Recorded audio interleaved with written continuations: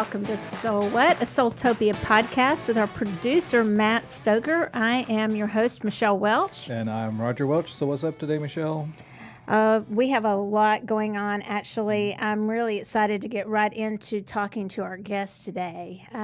It's a friend of ours that we became fast friends with when she started coming to class, but it actually happened, I think we got closer as time went on after actually when COVID happened. I think somehow we became closer, and we're going to talk about that, you guys. I'm going to introduce you to our guest so we can get straight into talking about her new book and everything exciting she has going on. We have with us today Dr. Valerie Peterson. It's Valerie R. Peterson, and she was born and raised on the south side of Chicago. She obtained a Bachelor of Science at Northern Illinois University, NIU, in DeKalb. Is that how you say that? DeKalb, Illinois? DeKalb, yeah. Well, correct me. Valerie went on to receive a master's degree in elementary education from Roosevelt University and a doctoral degree in organizational leadership from, and this is another one, Argosy University? Yes. In Chicago. So a doctorate in organizational leadership from Argosy University in Chicago. Through mentoring and sharing her personal stories of success, failure, and the importance of individual determination, Valerie is a nationally recognized professional speaker, consultant, and advocate for social justice, public education, and criminal justice reform. She works with people across the nation, helping them break through barriers and achieve the goals they set for themselves through her Blue Lotus consulting firm. Thank you for being with us. I'm so glad to see you, Valerie, or Dr. Valerie. I will call you Valerie. I will just call you wonderful person. I have so many good things to say about you. And I will tell everybody that's listening this. We'll get into some of this, but I believe every single word in that bio, in that second paragraph. You have been through, you walk your talk, you live what you wrote about. I read your book. It's very good, you guys. Everybody's going to have to get it. We're going to talk about it today, and I really mean it. Everybody needs to get this book. It helped me today working through it. And one of the things I wanted to just start with you is to tell you how much of an encouragement you were even during your most dire time of need, which I want to talk about first, actually. I want to start with when you left us and moved, okay? Let's start there. Yes. She left us. It's all about Soultopia, right? That's right. Yeah. No, I'm kidding. She just up and left us, right? But I want to start with, and I don't mean for this to come off as a controversial question, but here we go. One of the things that you really helped me with during COVID and during some of the rough times that we've been through is it makes me a little emotional, and I can't get emotional because I have on these fake eyelashes, y'all. So, is that you helped. A lot of people will say, and I've heard people say that they don't need to be a teacher to people that are going through, and you and I've talked about this, in matters of race. They don't need, and we're going to shoot straight to it. They don't need to be a teacher. They don't need to teach people what to do. But you really helped me through that time. And if you recall, and I am getting a little emotional, so you're going to have to jump in. I talked to Roger about it, and I would ask you questions and say, what does that mean? Because what if I'm really, and you'd explain, well, that means you don't need to hold everybody's hand. They need to do their own homework.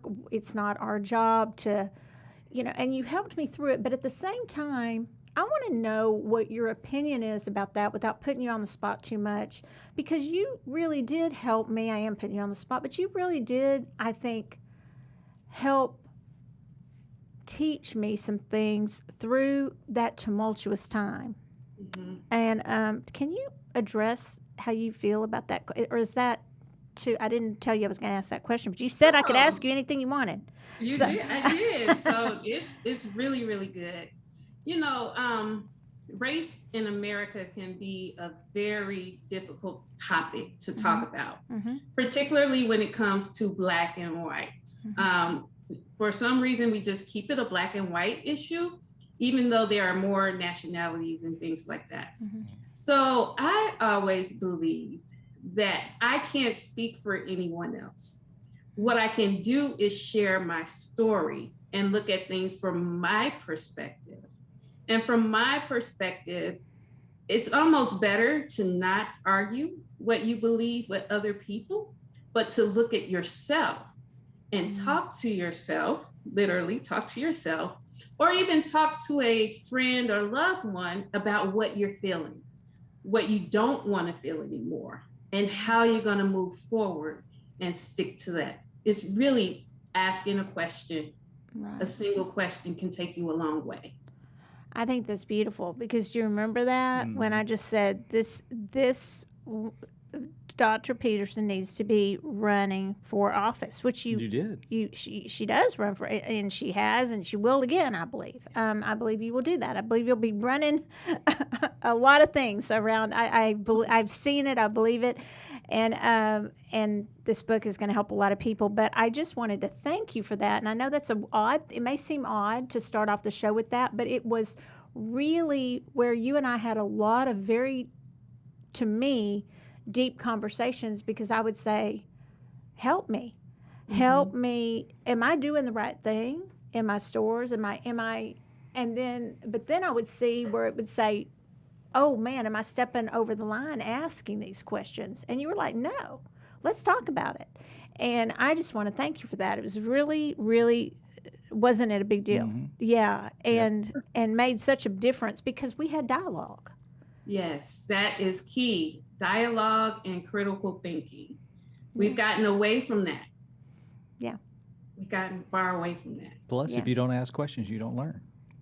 Yeah, you don't learn. You got to ask. And if you don't admit, hey, I may be ignorant on this. I might not be, but I think you knew my heart too. I think you knew my heart was coming from a space of love. And so when we talked, they were good conversations. I believe you knew that. And I knew your heart was that. We just had some really, really good conversations. And I meditated before today when I was reading the book. I said, I am going to start with that and say how grateful I was, because that was a very difficult time. And having stores, it was hard on me, because my heart, being an empath, it was very difficult to know how to handle. And you were so helpful from a distance, because you left us, and she went to Vegas, right? Yes, where it's 105 degrees today. And we're coming at the end of August. We'll be there. Oh my gosh, I can't wait to see you. Yeah, less than 2 weeks. We'll be there. No, we'll be there less than 2 weeks. Yeah, we're going to Market. Nice. Well, Roger's going to Market. I'm going to the spa and the pool. I'll go with you. I'm only going to Market a few days. We're going to play the rest of the time.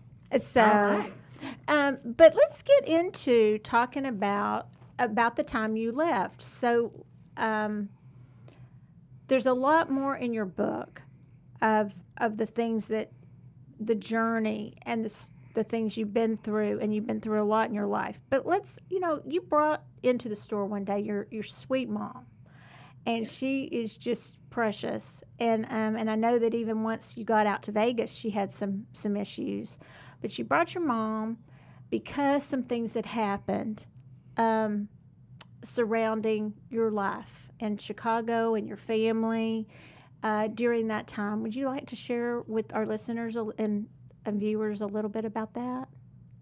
Well, that was a difficult time. And sometimes you think that, I'm over this hill. Life is going to fly from now. And unfortunately, that's not the case. Sometimes you just get smacked in the face with something. It could be a curveball that you didn't know was happening. And so at that particular time in my life, you would have thought that as I share more about myself in the book, that I was this strong, independent woman that didn't go through anything. But what I really learned is that grief stings. because I lost a family member during that time. I lost a job during that time. And I felt like I had nothing. And that's when I really started doing things that were not characteristic of myself.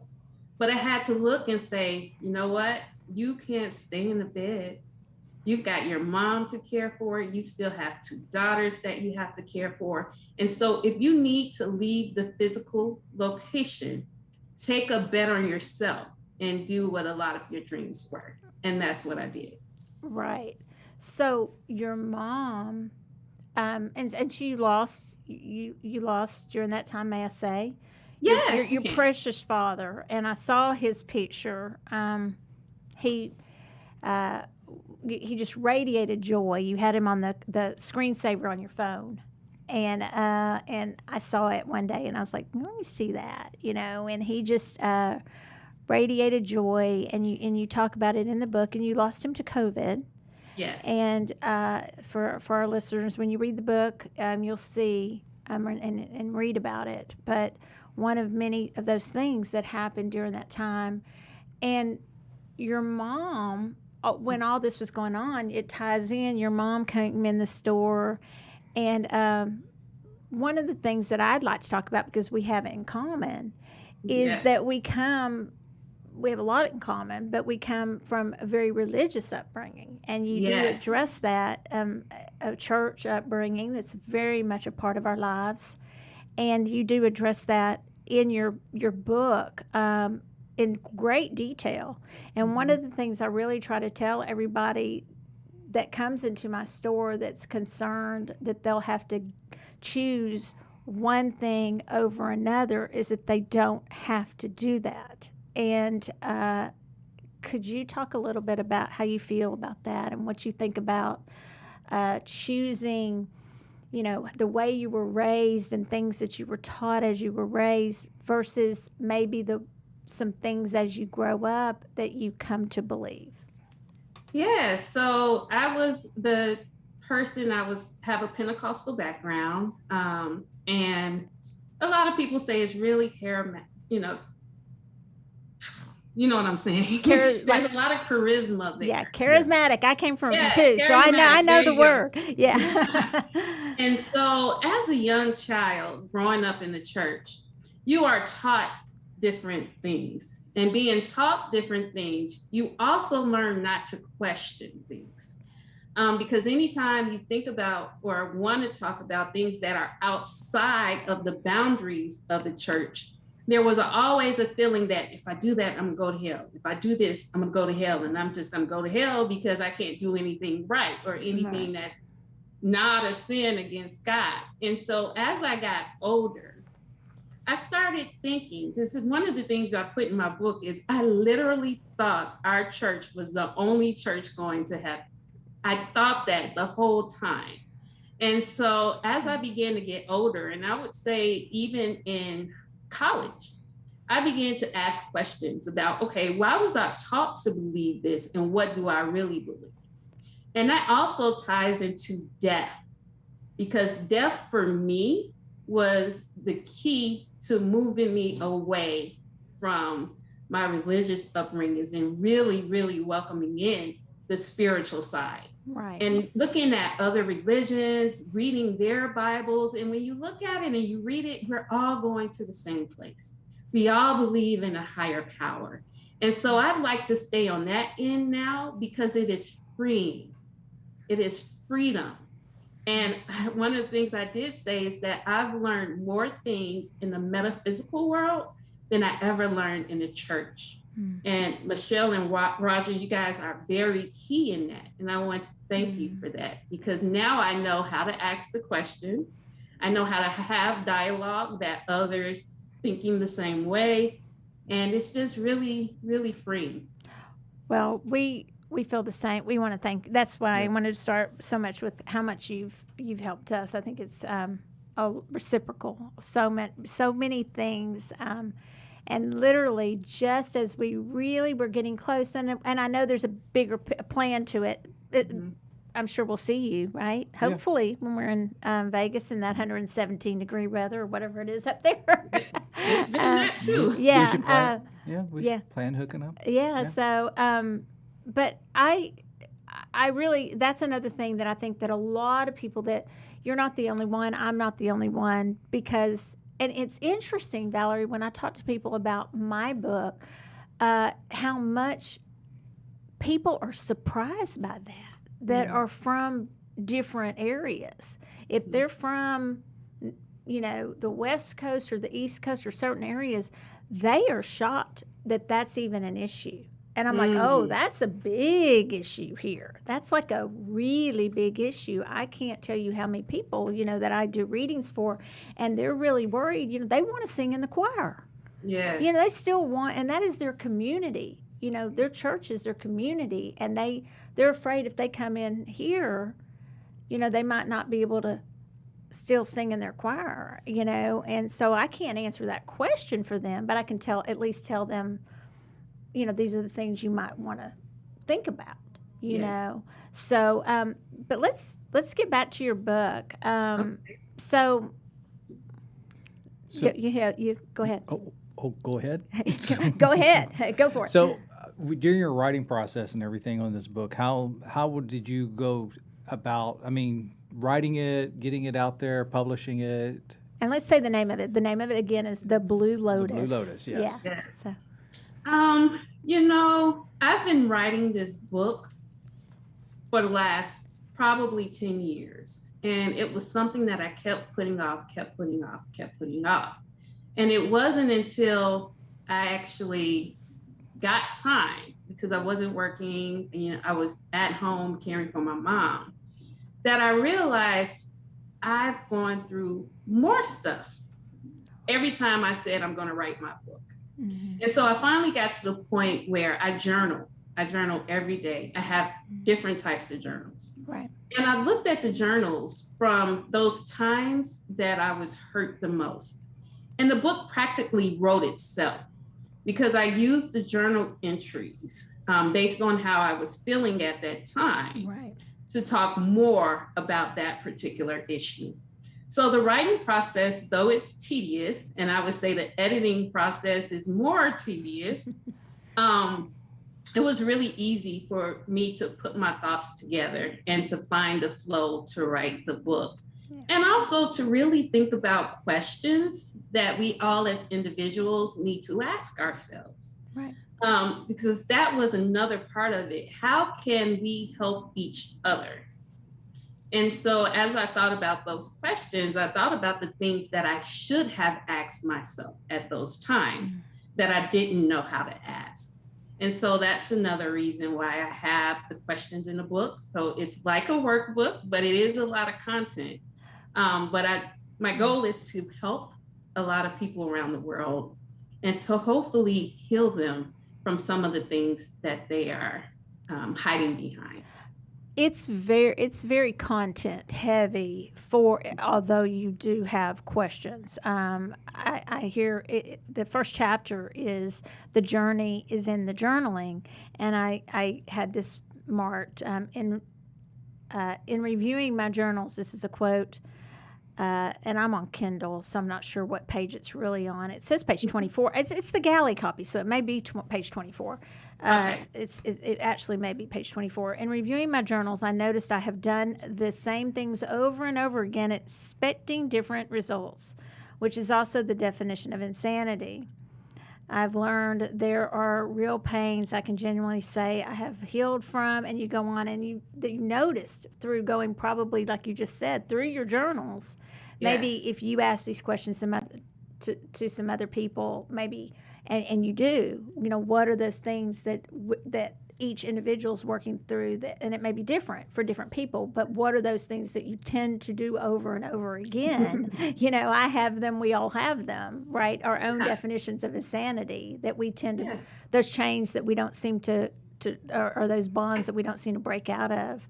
And then, you do have just a few questions, but it is very, very content heavy. And then you have a message from your journal. I love the format of it. And I will say, you guys, it reminded me, Matt, of Matthew McConaughey's, the way he wrote.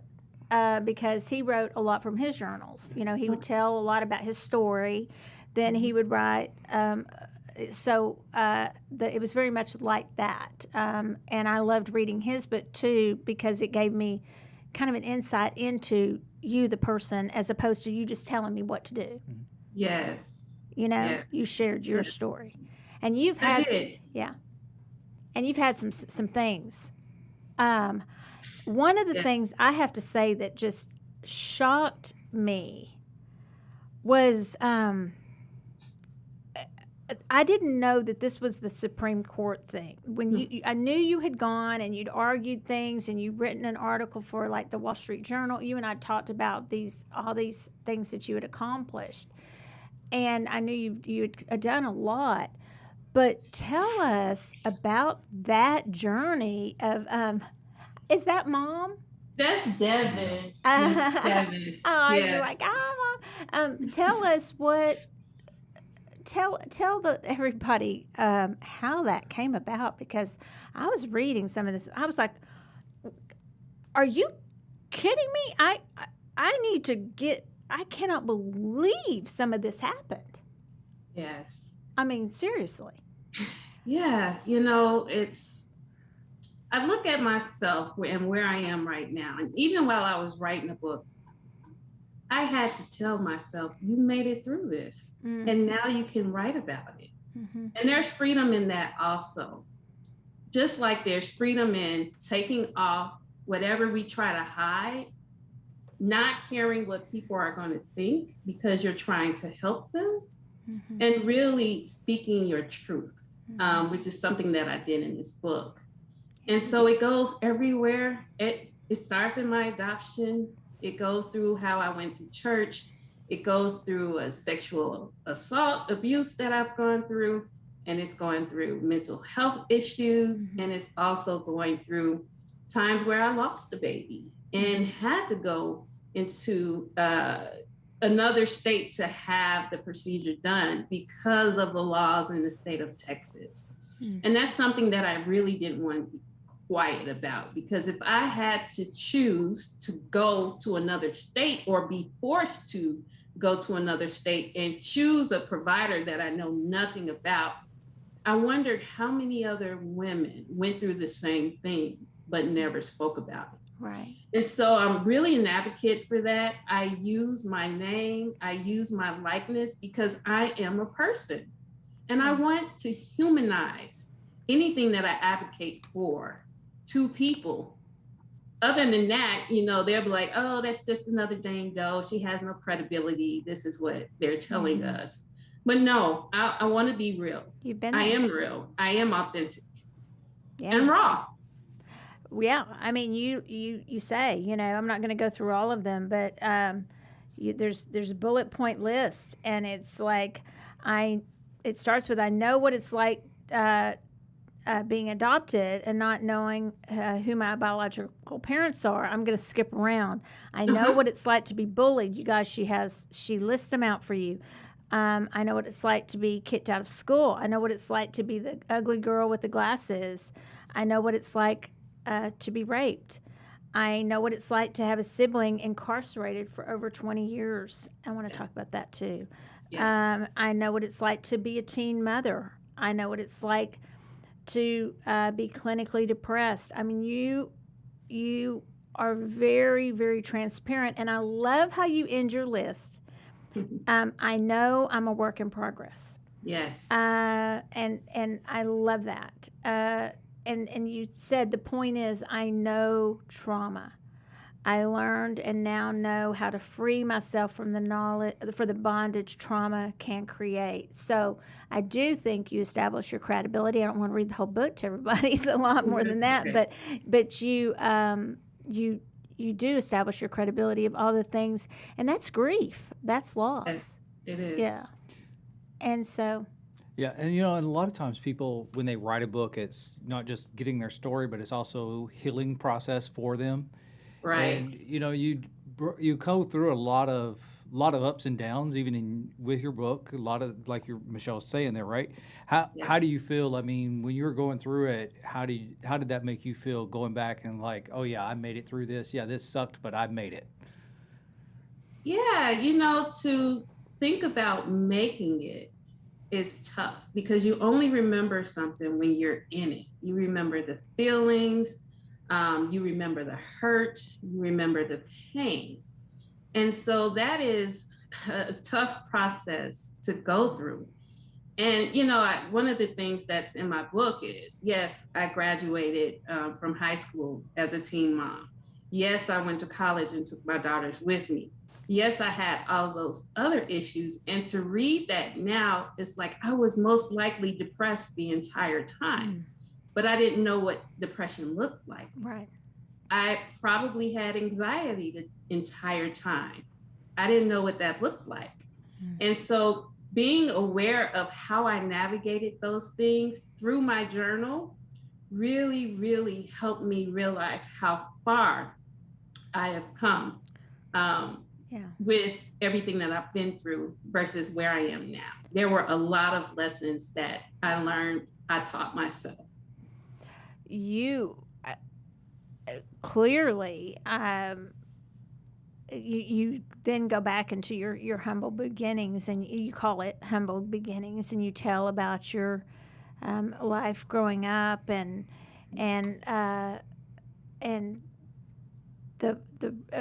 I like to this, the first relationship we have is with our birth mother in the womb, and I love how you talked about that, and who am I, and you walk through that. But I really, the other thing that just stuck out to me in this book is about your brother. Yes. The 20 years of incarceration. Can you tell us that story? And it just seems so egregious. I mean, we had Brittany Bennett, right? Barnett, thank you. She wrote A Knock at Midnight. If you haven't read that book, you should get it. And she, it just heralded me back to, just took me back to her story of her mom being incarcerated and people who were incarcerated. Could you tell us a little bit? Do you mind talking about that? Because it just stuck out to me. Being a lawyer, I was just like, what? I mean, I was reading it and I cannot believe. I mean, I believe it, but this is horrible. Yes. The unfairness of it, the injustice. Yes. Yeah. Yes. So in the book, I started off by talking about how I was young and learning about going in and out of the criminal justice system through my brother. My brother was a part of a gang in the city of Chicago, and he started having problems with the police at a young age. And so he would always get in trouble, juvenile offenses, and then that grew to more offenses that are considered felonies. Right. And one of the things that has been hard for me is the most recent state of what my brother is in. My brother served all his time in the prison system in the state of Illinois. He was to be released. He did everything that the prison wanted him to do. He got his programs together. He went to his programs. He went to culinary school. He studied psychology. He studied all these things, but yet the system still viewed him as a dangerous felon. And so when he was supposed to come home, I was ready to go to Illinois to pick my brother up. And I got a phone call that said, your brother's not going home and he'll call you. And I was confused with that. He served all of his time. Why can't he go home? And what I later learned is that he was kept in custody and moved to a hospital that we had no idea of what it was and what it meant. But he was moved there even though he's not qualified to go there. He's not supposed to be there. And so we have had almost, I would say, 3 or 4 years now where he has been detained. He has finished all of his sentence, and yet we are fighting the criminal justice system to get my brother released. And that in itself is a fight. And with COVID happening and, you know, the courts being closed, and then when they open, they have this big influx of trials, and you go and they keep continuing the case because the state isn't ready. It's very taxing. And I have to say that I am extremely proud of my brother for really sticking through that and sticking in there, because I can't imagine wanting to go home and being able to go home and you're detained. And, you know, this is one of the reasons why I advocate for criminal justice reform, because I know that my brother has been reformed and yet he's still in the system. So your brother was somebody you really believe that the system worked. I mean, that it served him, yet he is being detained. Yes. And you include a letter, it's beautiful, from your brother in the book, and you guys just have to get the book just to read this beautiful letter. You'll cry. I cried a couple times today reading this, and you wrote after it, you put, and I agree with this, America's criminal justice system is broken. It can take several years to get a court date, and I can barely read through it because it upset me so much. And most of the time there was a continuation because either the state or defense was unprepared. The system is set up for failure, not success. I agree with that, and I say shame on them, because when you read this, if anybody's out there thinking, oh, well, there must be something, no, there's not. This is the fault of the justice system, and it really, really, I applaud him and you for not just having. I would probably be lost in the anger. I would really, really struggle with the anger. And I did in the beginning. And I wrote state senators, I wrote the ACLU. It's like, there is no way that this can be legal. And unfortunately, these are cases that they fight that they don't have success with so far. But it's, you know, I started off angry. And then I realized that this was a situation that I could not control. I could advocate for it, yes, but I couldn't control him being released. I couldn't control him being able to come home after he served his time. Right. And so releasing that anger, it was a difficult situation, because now that I do deal with mental health issues, I have to protect my energy. I have to protect how I'm looking at things. And one of the things that I've learned is that my brother also has mental health issues. However, there are times where he calls me and he has these great conversations. We have good conversations. But then there are times that he calls me because he's angry about the system. He's angry that he can't come home. And sometimes those conversations go to an extreme.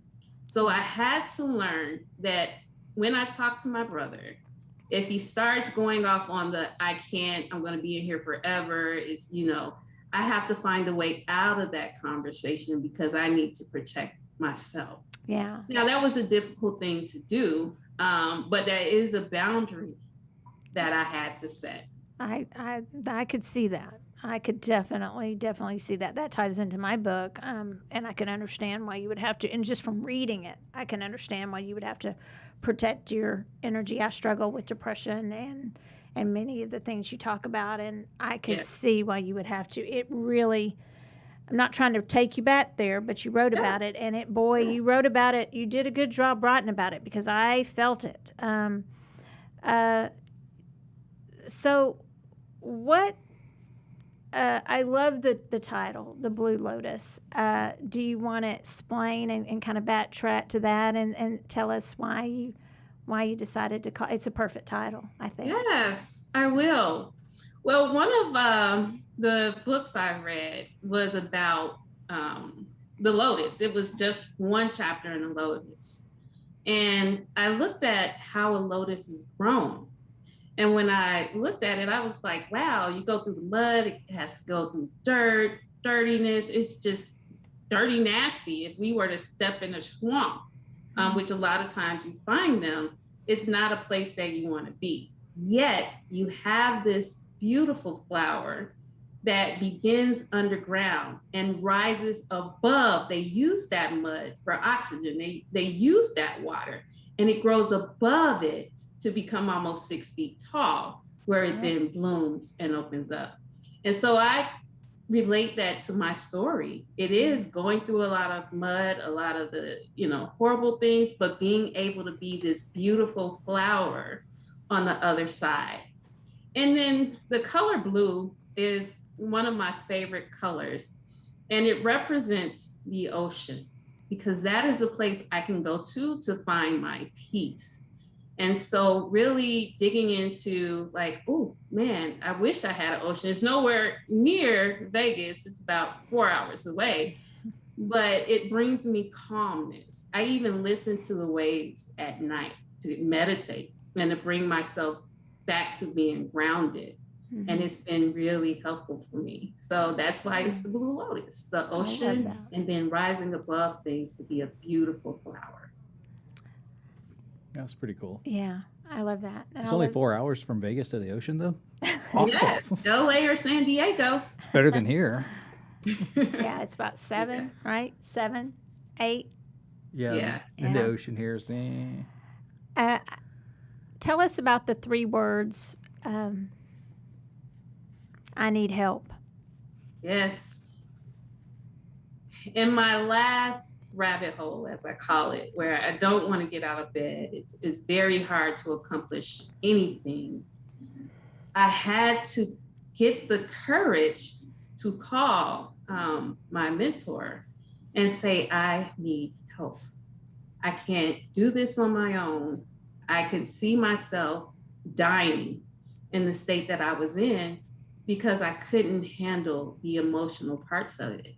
And for me to say I needed help, it wasn't easy because I've asked for help before, but to be totally honest of what I was in this situation, I knew that I couldn't do it on my own. I knew that I had to rise up, and saying I need help and knowing specifically or not knowing what that is a step in the right direction, because at least I recognized how I was feeling and what I was doing in the rabbit hole. Right.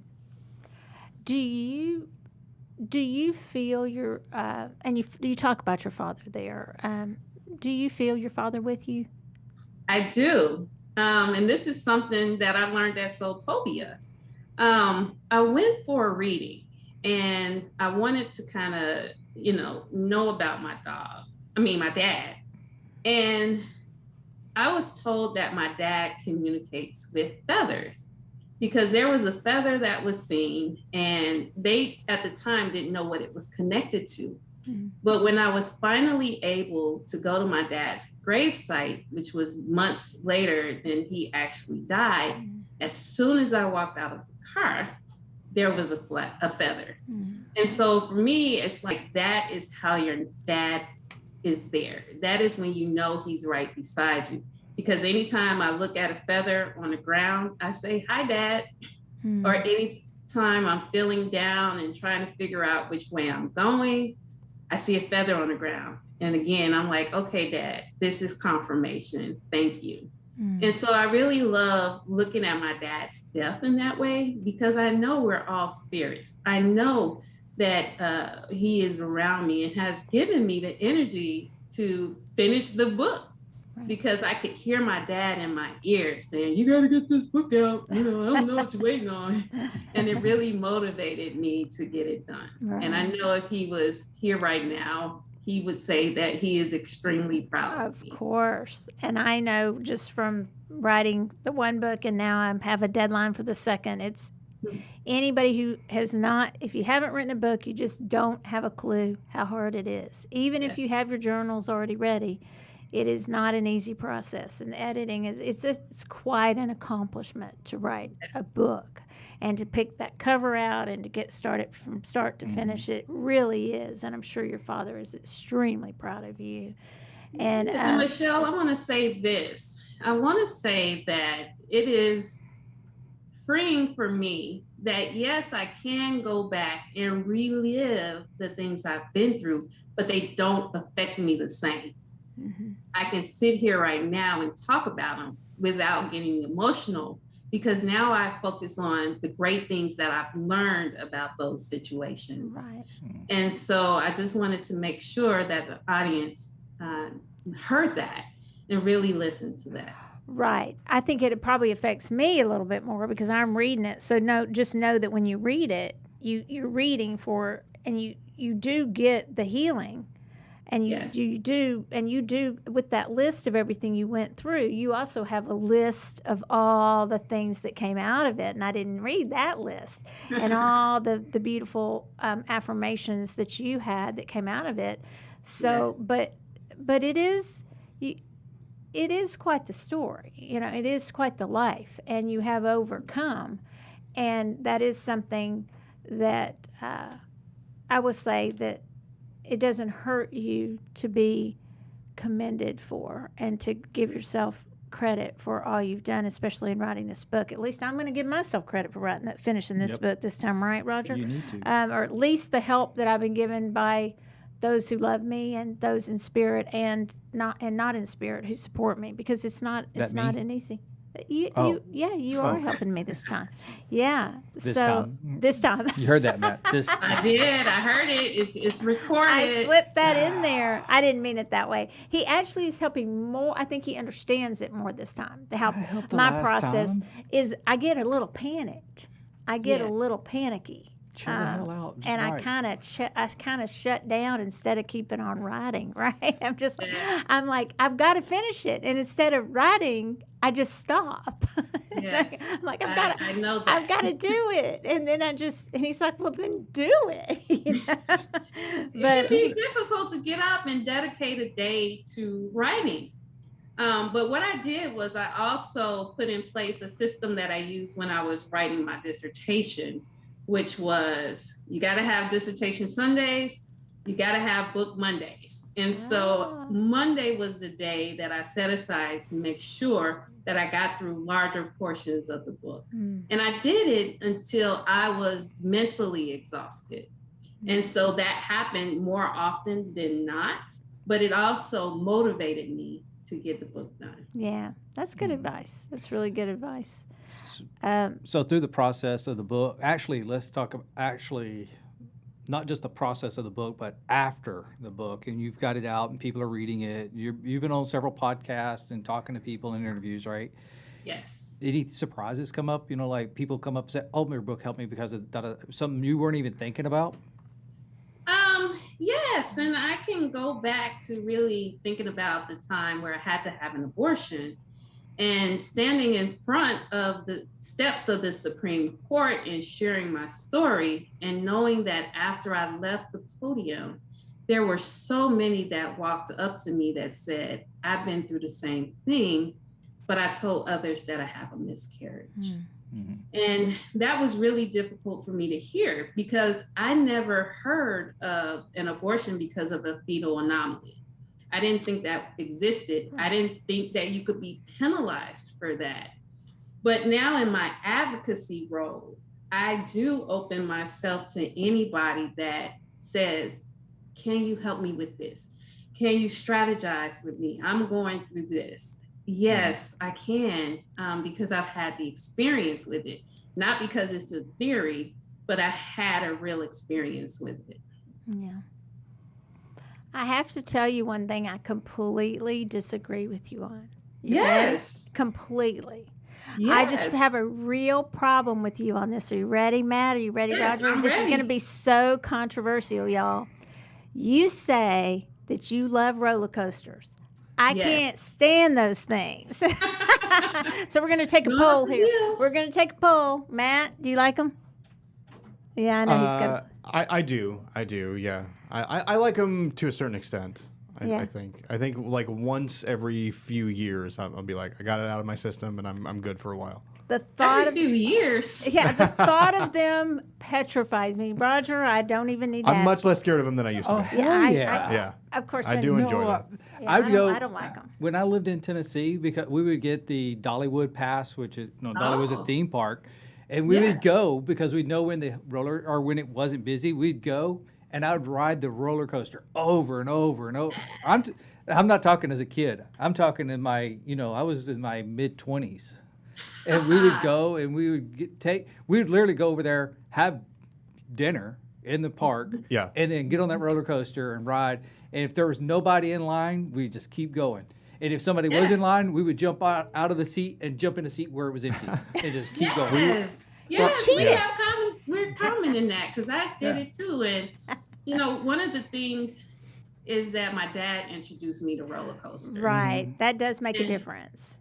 Right. Yes, yeah. My dad introduced me to roller coasters. And when anybody thinks of a roller coaster, it's a process to stand in line, get anxious because, it's almost your time. And then you're at the gate and the door opens and then you sit down in a chair or the seat and you're like, this is real now. I'm really, really like, You got no choice now. Yeah, you go up the hill and you're looking around, but then you drop.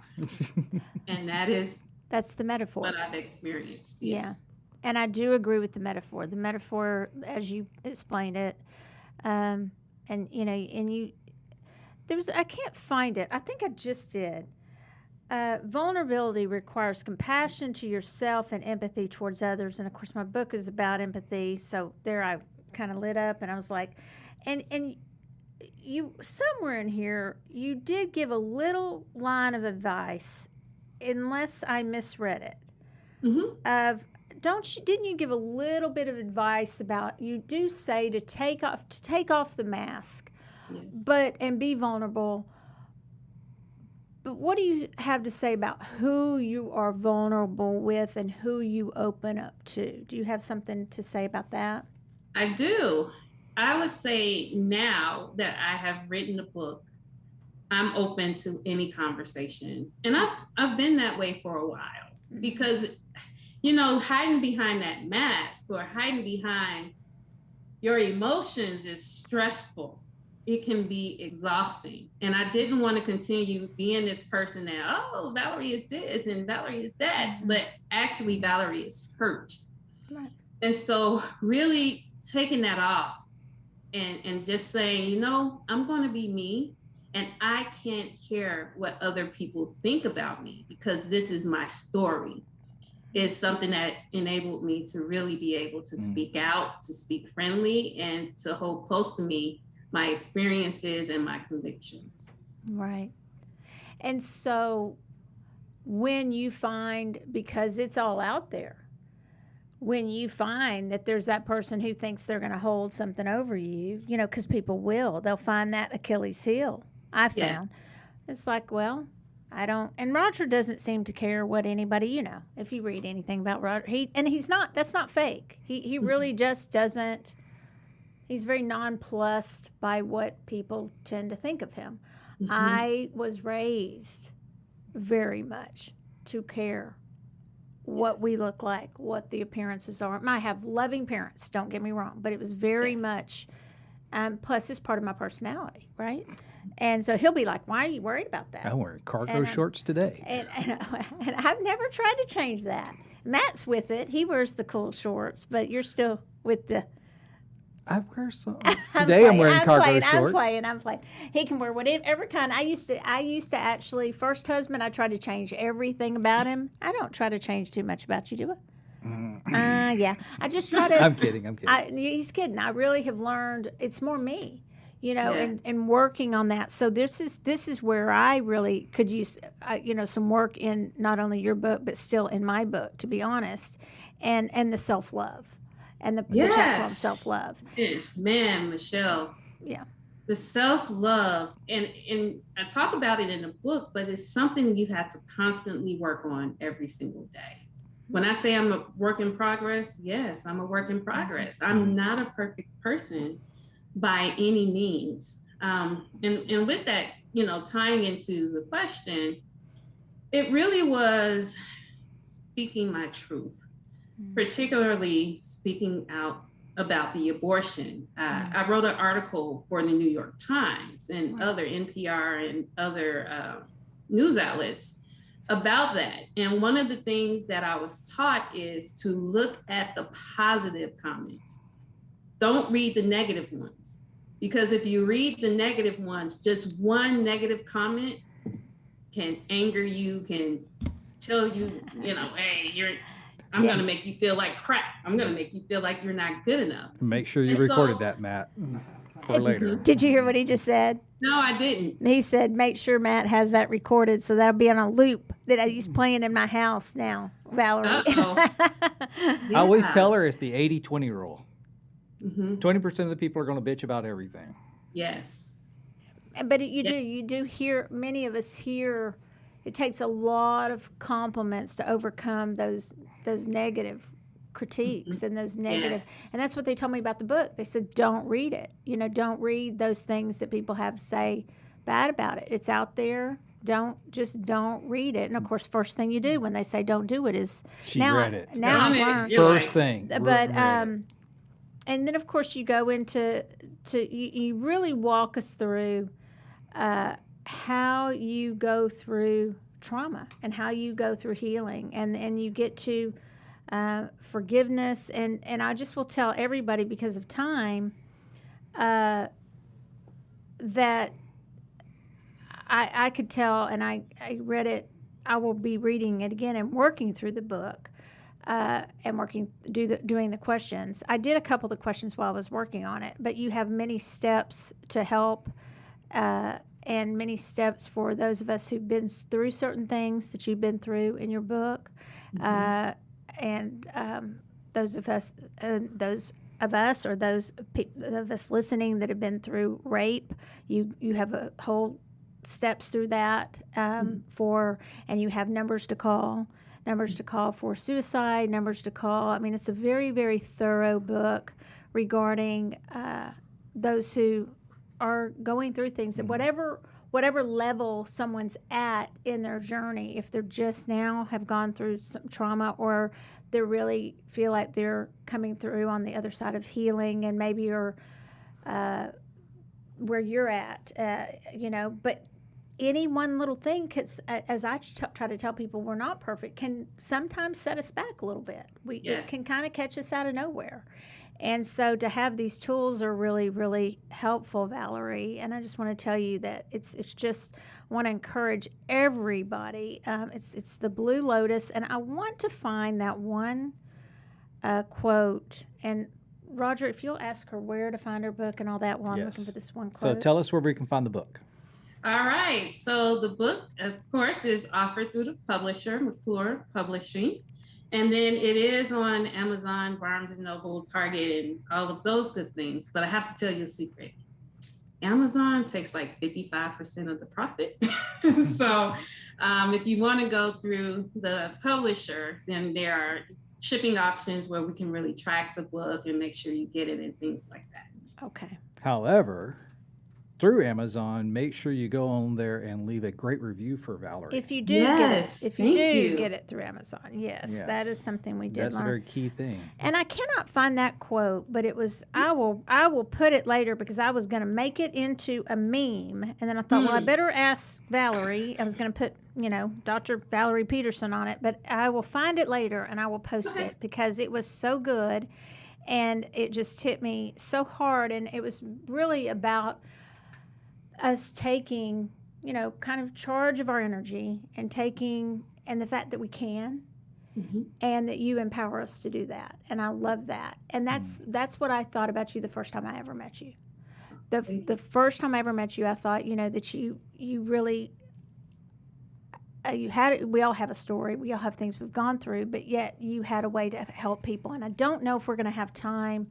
Do we have time to do quick little readings? Did anybody have a question or anything that you see? No, everybody's listening. I mean, they're commenting and listening how much they love it, and so bright and beautiful and beautiful soul and everything else. She is, you guys. And the book, I really just cannot emphasize enough how much. And also, did you say that how you can be contacted if it says, and if you want to contact, I don't know if you want them to contact you or not. Do you want that out? Valerie at bluelotusllc.org. Yes. And she's also has a Facebook group. I do. for the book. I am a Is- member of that Facebook Me too, group. actually. Yes, the Blue Lotus Book Club. Yeah. You know, it was, now that the book is out, I really want to have global discussions Mhm. about things that are in the book. And so that's one reason I started the book club, is so that we can have the dialogue. Well, and I think Very you nice. are the perfect person to lead dialogues on like where we started, where I was Yes. so blunt Mhm. with where we started, because you truly were so helpful to me at a Yes. critical time where it could have really, I could have slid down into a bad place because I didn't know how to handle some things. And you, where we started at the beginning of the show, and I do slip into that depression, that state pretty quickly. Find myself doing that, Mhm. and so you were so helpful, as opposed to just saying, well, you know, you need to figure that out yourself or whatever. And we're so loving in that, and so I see you. So much more coming from this, and I think you've known it all along that you have a high calling.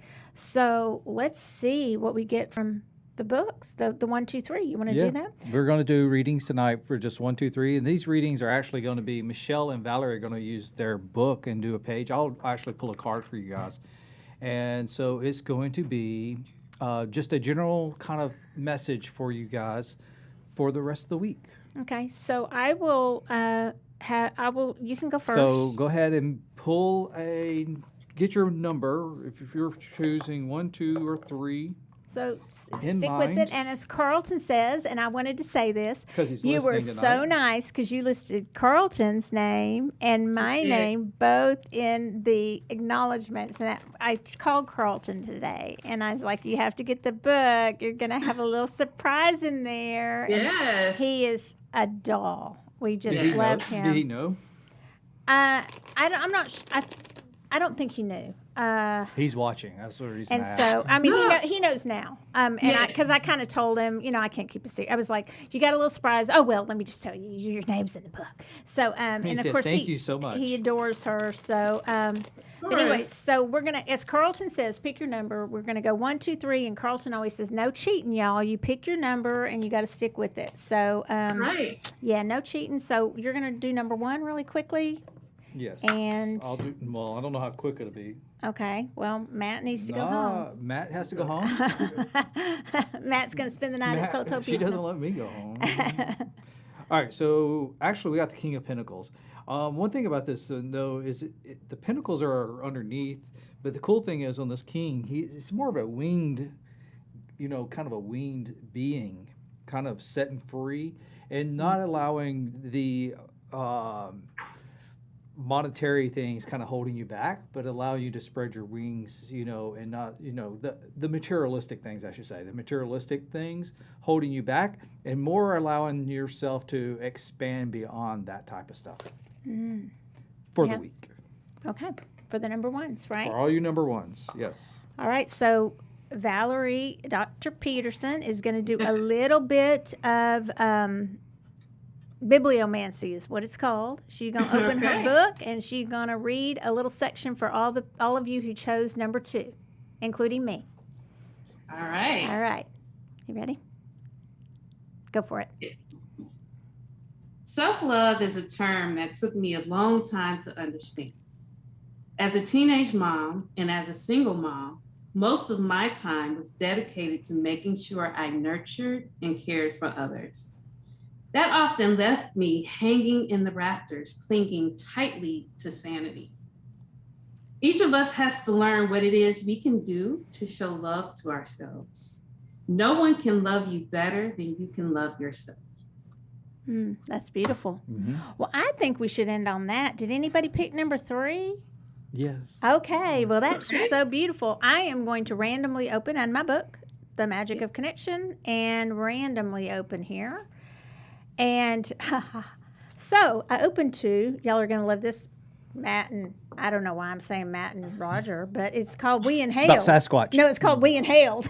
Oh, man. I'm just kidding. It's chapter 14, We Inhaled. It's about herbs, incense, and essential oils for transmuting energy. And I think that where my mind goes, honestly, is that for the number 3s, I actually did talk about summertime in this. I talked about my favorite scent is Coppertone. And it's because it reminds me of my childhood. And I grew up playing tennis. And so, and we would actually, you know, and the times you'd go to the beach, your strongest memories often come from your olfactory, from that sense of smell. And so I guess the message that I'm giving you today is pay attention to that. When we were talking about signs earlier, many of the mediumship signs, the signs that you're going to get from your loved ones, they come from smells. They come from a smell or a whiff of just a scent of a perfume or a flower that someone, a spirit that you know someone loved. And so, and also just infuse that in your life. It was a joke about inhaling the other things. It's really inhaling what the scents that are going to put you in the state of mind that will put you in a state of mind for healing. I also really quickly want to say this. Sometimes when we're not ready, we talked about that anger, when we're not ready to transmute or to start to change energy and we want to just stay in that place of being curled up in a ball, sometimes that's okay for a moment. I think you said in your book, maybe 24 or 48 hours, somebody gave you that advice. And then you can use some of those scents to uplift your spirits. And sometimes it would be your favorite scent from your childhood that can do that, okay? As long as it's a happy memory. So that's the message that I have for the number 3s. Always smell good. Just a happy scent. What's your favorite smell, Roger? Ooh. What's your favorite smell, I don't have Valerie? one. Lavender. Lavender. Matt? I like citrus scents, so I like lemon. Lemon. What's wrong with brownies? I like that too. brownies. Fresh brownies coffee. out of the oven. A good coffee, like a good No. coffee scented candle. I like Brownies that. out of the oven. I like that. Yeah. And I like fresh, cut, and now I'm going to get myself in trouble again. Grass. Like I'm talking lawnmower. I'm talking lawnmower, the smell of that. Wait, I like summer I got smells. it, Matt. Ready? My favorite smell is that gas oil mix out in the jet ski. Oh yeah, there you go. Mm. That's the only way you can get that too. So just so you know, Valerie, She totally screwed us. they've been working on me for both of them for a couple weeks that he wants a jet ski. So And I just- found that- one, and guess what she said? Yes, you can get that. And then after actually, she said, yes, I can buy one. And then after I found it, she said, no, you can't. Well, we can put you on a jet ski in Lake Las Vegas. There you Okay. go. There you go. Well, we have thoroughly enjoyed having you on to talk you about so your book, much. The Blue Lotus. We love you so much. We miss you. I adore your mom. I adore your father in spirit. I met him. I feel I know him. Just that little bit of time. And I appreciate you coming on so very much. And best blessings and everybody listening. The numbers will go up over the next days. Everybody can listen. I'm wrapping it up here, Matt. He always wonders. He laughs. When is she wrapping it up? You can listen, everyone, on Facebook and on Michelle Soultopia. To follow us in both of those places is very helpful, but also on all of the podcast platforms. People can listen to all of our podcasts and listen to them again and again. And this would be a good one to listen to. And I encourage everyone very strongly to get this book. It's really, really good. Thank you so much for joining us, where we discuss things that matter to our souls, and everyone can mull over and discern and decide what matters to theirs. Thank you, guys. Good night, guys. Good night. Yeah.